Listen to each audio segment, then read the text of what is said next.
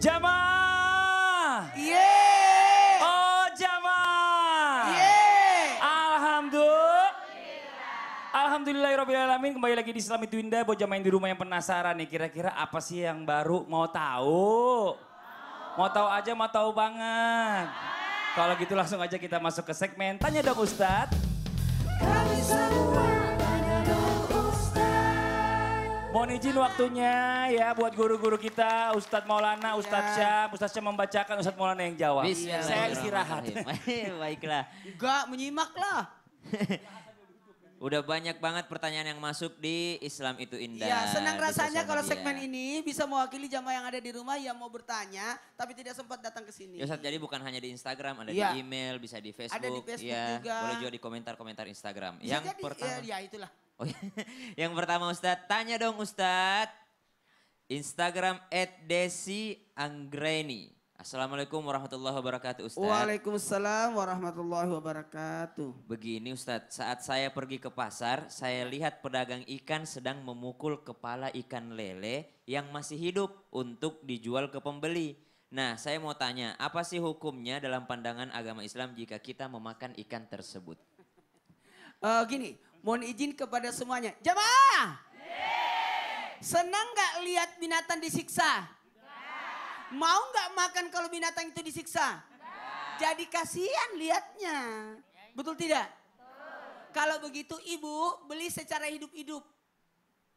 Hidup-hidupnya dibeli, nanti ibu sendiri yang motong-motong. Dari hidup-hidup langsung dipotong. Jangan. Terus diapain dulu dong? Dipotong di sini, di manakah?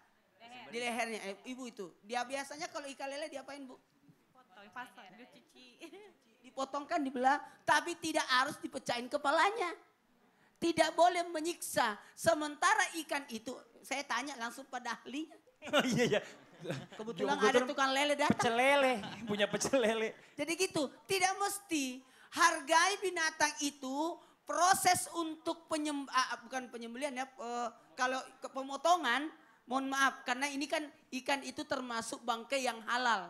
Jadi tanpa disembelih pun bisa. Sebenarnya tanpa disembelih pun bisa. Sementara kalau membicarakan tentang binatang yang 4 kakinya, yang 2 kakinya, yang selain binatang ikan, Bu, ngerti maksud saya? Disembelih. Tapi ini kan bangkai 2 bangkai yang dihalalkan. Belalang sama bangkai ikan. Itu tidak ada masalah. Cuma dalam proses harus menyayangi binatang. Tidak boleh menyiksa. Saya mau tanya, ibu mau nggak memakan binatang yang sudah dipelihara terus dipotong? Ayam dari telur dibesarkan, tiba-tiba mau nggak rela nggak makan itu? Nggak tega ya Nggak Bu ya? tega. Meskipun dia boleh disembelih. Meskipun kambing yang dipelihara mau nggak dimakan itu Bu? Sedih rasanya. Apalagi ini sudah jelas-jelas bisa diprosesnya. Cuma dalam hal ini perbaiki cara pemotongannya. Sekali lagi pemotongannya. Jangan sampai timbul yang namanya penyiksaan terhadap binatang. Ibu mau nggak menyiksa binatang? Jangan. Saya mau praktekkan dulu. Siapa Ustadz yang mau disembeli? Bukan, Kirain bukan mau praktik disembelih. sembeli. Ibu bisa nggak dipraktekkan sini? Caranya Bu, cara Ya, bunuh lelenya. Karena ini memang ikan lele ini sebenarnya Ini contoh lelenya ini. Mana tuh? Contohnya ini lele.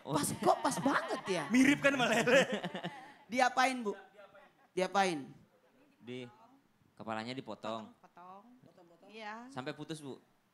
Enggak, kadang ya kadang sampai putus kalau mau dibuang. Kalau enggak mah enggak sampai putus. Tepuk tangan dulu, luar Masya biasa. Allah. Bagus banget. Teknik yang luar biasa. Cuma dalam hal ini, ibu pernah nggak motong ayam? Nah, bukan ibu yang motong. Nah, biasanya apa yang dicuci Bu? 2 yang dicuci, parunya sama kakinya. Karena kalau kita mau jijik juga, 2 itu yang harus dicuci. Kemudian diikat. Tapi setelah dipotong, dibiarkan dia untuk berikut, apa namanya?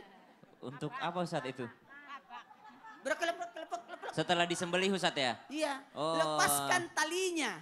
Supaya bebaskan dia, supaya bisa bergerak. Dan kalau menyembelih 3 binatang, 2 binatang, jangan sampai binatang yang lain melihat temennya dipotong. bentuk perasaan dan tajamkan pisaunya.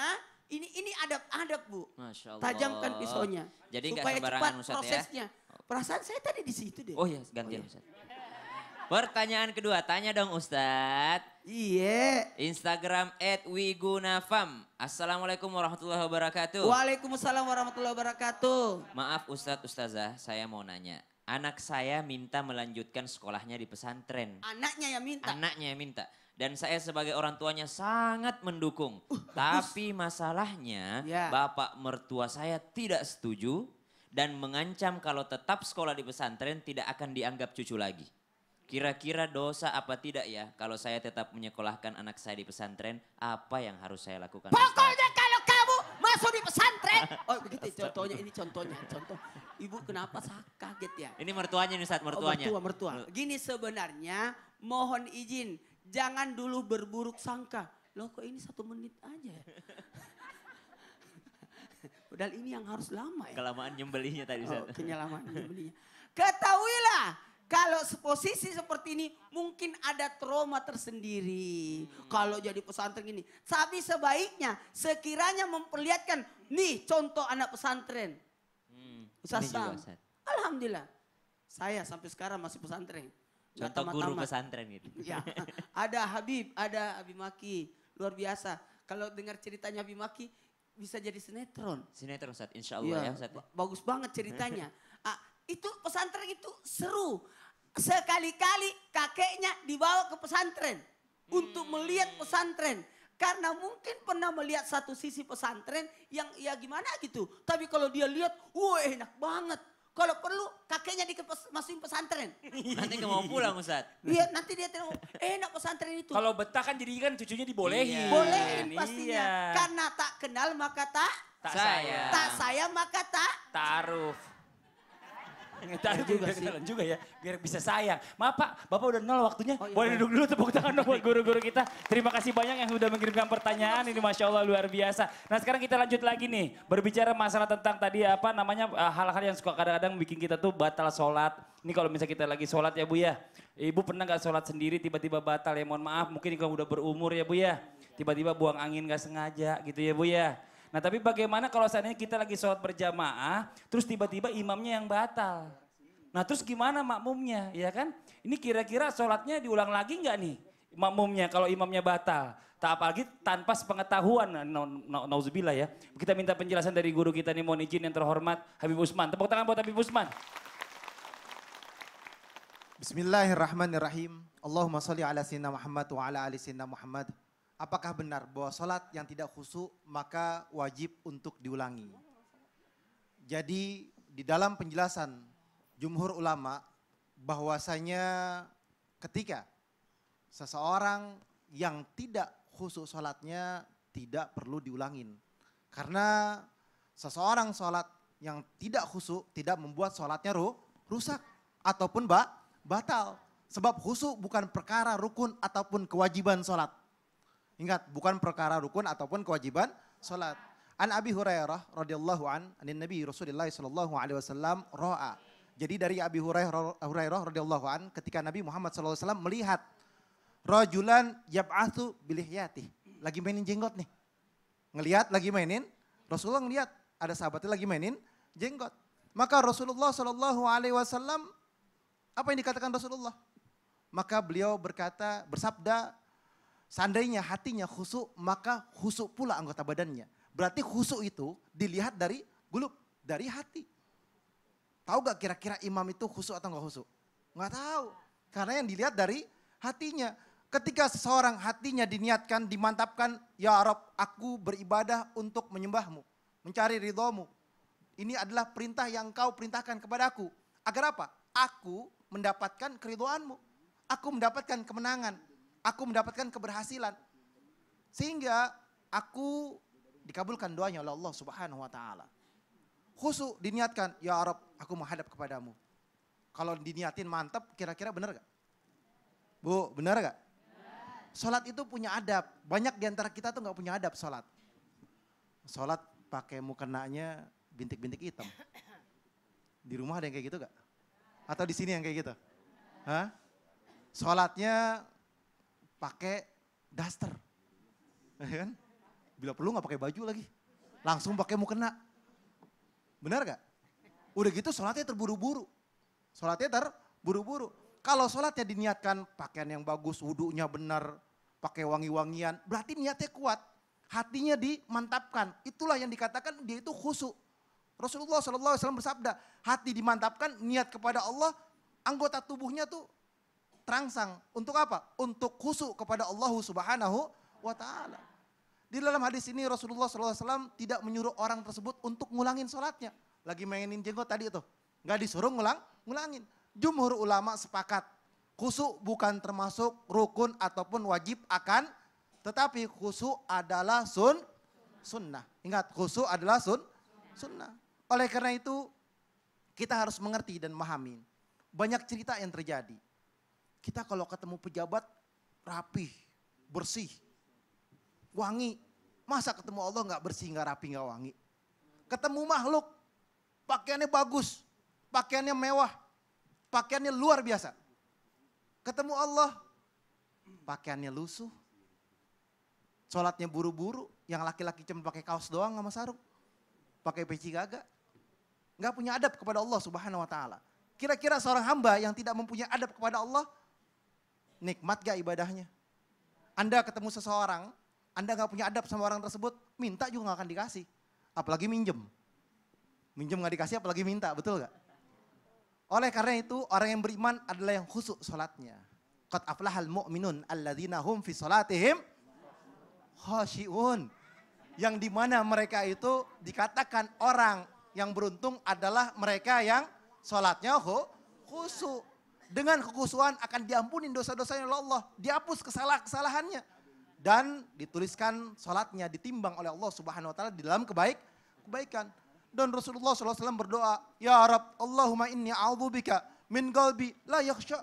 Ya Rab, ya Allah, aku berlindung kepadamu dari hati yang tidak khusyuk. Ini ada doanya, Rasulullah berdoa. Agar apa? Agar khusyuk.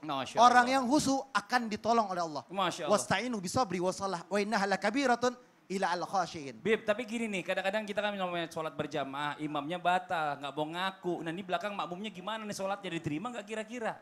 Kalau imamnya dia batal nggak mau ngaku, Heeh. makmum nggak tahu apa-apa. Nggak tahu apa-apa. Imamnya dosa. Sah seperti sholatnya. Sah sholatnya. Ah, ini Masya Allah nih, kadang-kadang kita kan kalau kita sholat kita nggak tahu ya, namanya manusia kan punya Betul, hilaf ya kan. betul. Biar bagaimana juga kadang-kadang mungkin dia malu atau bagaimana menutupinya, jadi dia diem aja. Tapi intinya kita kalau seandainya hal-hal seperti itu terjadi ya, Betul. imamnya nggak sah sholatnya, kita tetap sah sholat kita. Betul. Ini Masya Allah, jazakallah khair, terima kasih banyak. Bib, tepuk tangan dong buat Habib Usman, ini Masya Allah luar biasa.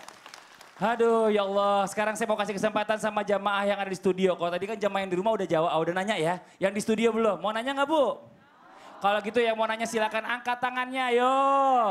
Yang mana ya, sebentar. Oh yang di belakang, Ibu silakan. Mau temennya nunjukin, ini Mas, mau nanya. Kayak masaranya serius nih kayaknya. Silakan Bu. Assalamualaikum warahmatullahi wabarakatuh. Waalaikumsalam warahmatullahi wabarakatuh.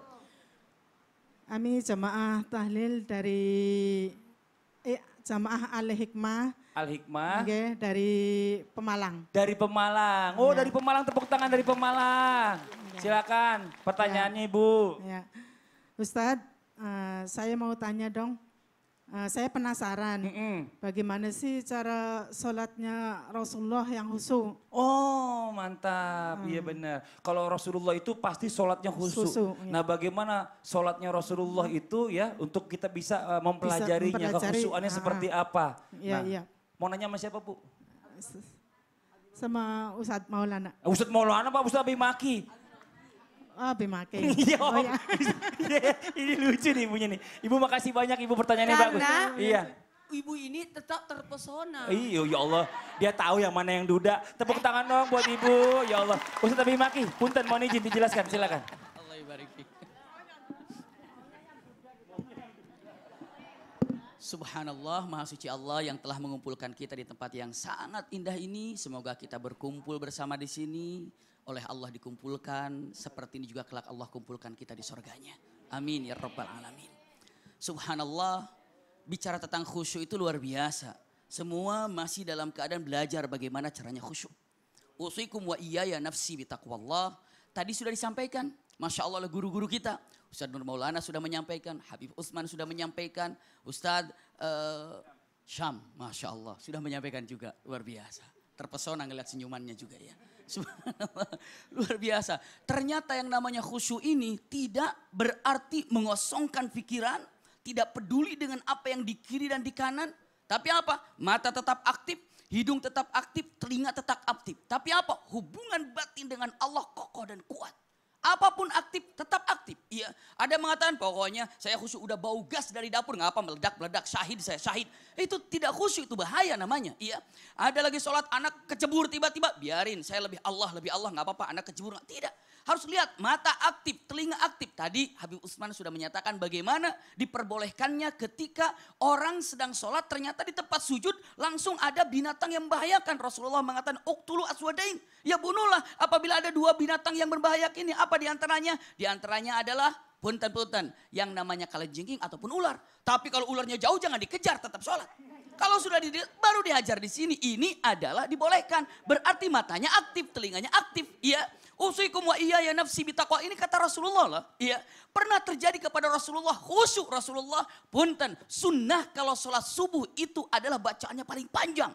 Dan itu dilakukan Rasulullah SAW. Tiba-tiba setelah Allahu Akbar baca suratul Fatihah. Agak cepat Rasulullah tartilnya. Setelah itu apa? Yang dibaca ada surat pendek. Iya, yang dibaca surat pendek. Selesai sholat. Assalamualaikum warahmatullahi wabarakatuh. Assalamualaikum warahmatullahi wabarakatuh. Sahabat kaget. Ya Rasulullah anasital yaumal fajar. Ya Rasulullah lupa hari ini kan sholat fajar.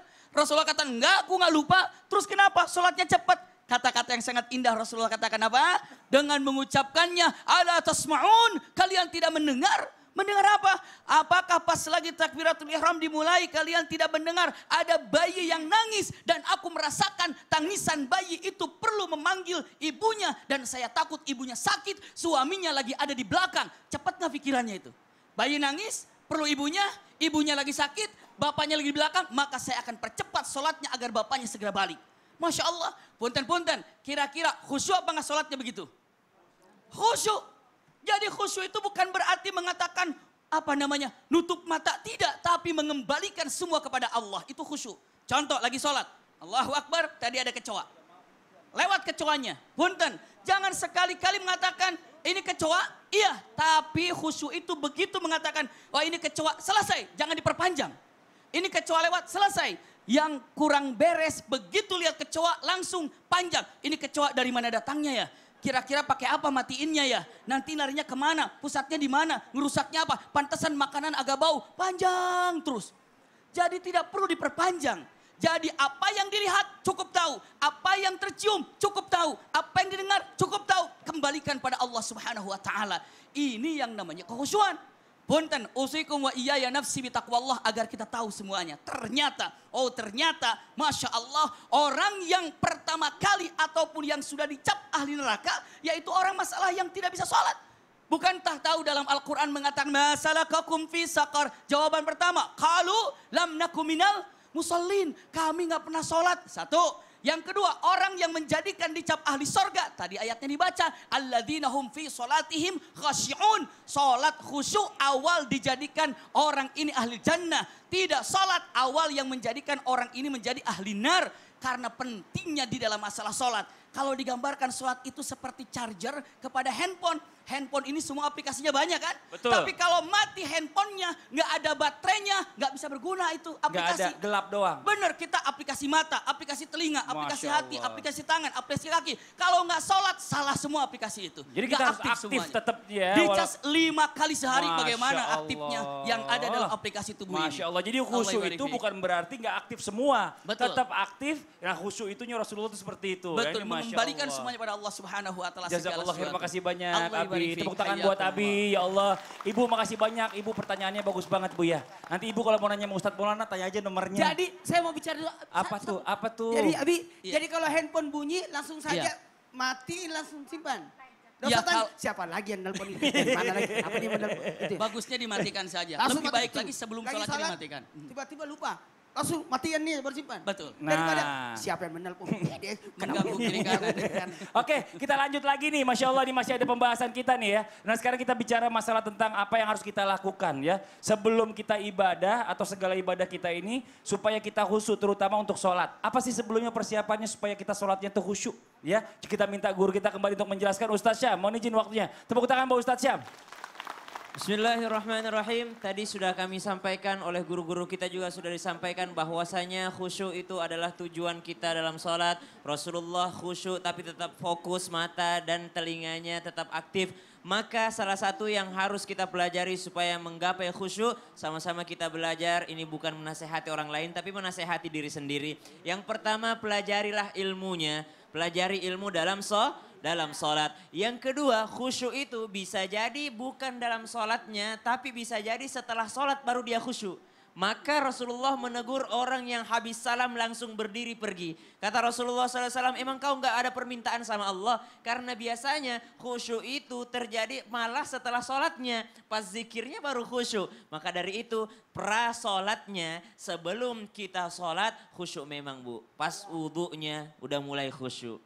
Pas wudhunya cuci muka, ya Allah. Berdoa, ada doanya. Pas tangannya dibasuh. Kemudian kepalanya diusap, semuanya udah mulai khusyuk pas wudhunya. Maka pas memulai sholatnya insya Allah lebih khusyuk. Apalagi yang bisa kita lakukan supaya mencapai derajat khusyuk ini. Pelajari apa yang akan kita baca di dalam sholat kita. Tadi sudah dibacakan ayatnya, la taqrabus sholata wa antum sukara hatta ta'lamu ma taqulun. Sampai engkau mengerti apa yang akan engkau katakan di dalam sholatmu. Misalnya ibu surah langganannya Bu. Surah langganan ibu apa Bu? Surah langganan, Qul ya kulhu. Wal asrina ataina. Hah? Apa Bu? Paling panjang apa Bu? Alam Nasrah paling panjang ya Bu ya. Ya ghairil maghdubi alaihim waladdallin. Amin. Bismillahirrahmanirrahim. Alam nashrah laka sadrak. Pahami Bu bahwasanya ayat ini tentang bagaimana Rasulullah SAW bersedih. Lalu Allah lapangkan dadanya. Bahwa boleh jadi kita sekarang lagi sholat ini lagi sedih banget ya Allah. Sebagaimana engkau lapangkan dadanya Rasulullah. Lapangkan juga dadaku ya Allah. Pahami setiap perkataan apa yang kita lakukan. Fa inna ma'al usri yusra. Ya Allah banyak kesedihanku. Tapi saya tahu setiap saya sedih kau kasih solusi di dalamnya. Inna ma'al usri yusra. Ya Allah ku tahu segala problem yang engkau berikan kau juga kasih solusi di dalamnya. Bahkan 2 kali Allah katakan fa inna ma'al usri yusra. Inna ma'al usri yusra. Mengerti apa yang kita baca. Rabbi firli tadi sudah dibacakan oleh Habib Utsman, Masya Allah. Kemudian apa lagi? Yang paling penting adalah berdoa, meminta kepada Allah, meminta kekhusyuan. Allahumma inna na'udzubika min ilmin la yanfa'. Ya Allah kami berlindung kepadamu daripada ilmu yang tidak bermanfaat.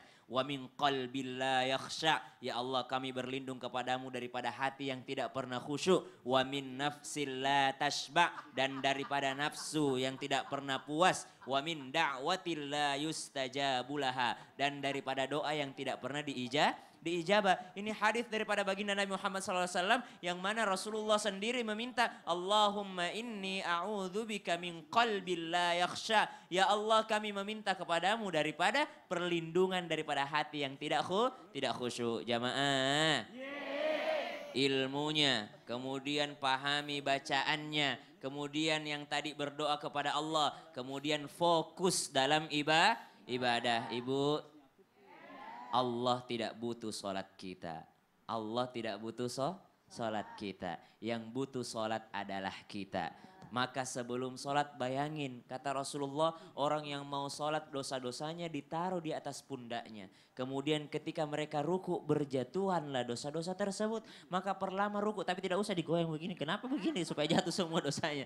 Ya, pas saat dia sujud, lama-lamain sujudnya. Subhana rabbiyal a'la wa bihamdi. Kemudian ketika dia duduk lama-lamain di situ Bu. Rabbighfirli ya Allah ampuni dosaku. Setelah diampuni minta apa? Warhamni ya Allah sayangi aku. Sudah diampuni, sudah disayangi minta apa Bu? Wajburni ya Allah tutup aib-aibku. Warfa'ni kau sudah ampuni aku maka tutup sekarang aibku ya Allah engkau angkat derajatku. Sudah diangkat derajatnya enggak punya duit. Maka dia minta, warzuqoni, berikan aku rezeki. Oh, Masya Sudah ada Allah. rezekinya, nggak tahu rezekinya buat apa. Wah dini, ya Allah kasih saya petunjuk. Ada uang, ada petunjuk, ada segala macam, tapi sakit. Maka dia minta, wa'afini, ya Allah sehatkan aku. Masya Allah. Wa'fu anni tanggung. Wa'fu anni artinya apa Bu? Maafkan aku. Maafkan Kalau aku. ikfirli artinya ampuni dosaku. Masya Tapi Allah. kalau wa'fu anni artinya hapuskan semua dosaku yang Masya lalu. Allah. Jadi setiap sholat kita minta itu sama Allah. Betul. Mudah-mudahan sholat kalau kita khusyuk ya, enak ngerti dan mudah-mudahan itu semuanya diijabah sama Allah. Amin. Amin, ya Jazakallah Rabbal. khair, makasih Sama-sama, banyak Ustadz Ustadz Syam. Lee. Tepuk tangan dong buat Ustadz Syam. Nah ini Masya Allah buat jamaah yang ada di rumah jangan kemana-mana ya. Setelah ini kita lanjutkan lagi. Nah sekali lagi kita ingatkan lagi buat jamaah yang mau datang nonton langsung ke studio Islam itu Indah. Langsung aja bisa menghubungi yang ada di bawah ini nih. Nah ini Masya Allah. Dan ingat semuanya gratis tanpa dipungut biaya. Ya Bu ya, kalau sampai ada minta-minta berarti itu namanya apa Bu? Penipuan. Tuh 2, 3. Penipuan. Masya Allah. Bu jamaah yang di rumah jangan kemana-mana. Kita akan segera kembali lagi tetap di Islam itu Indah. Jamaah. Oh jamaah.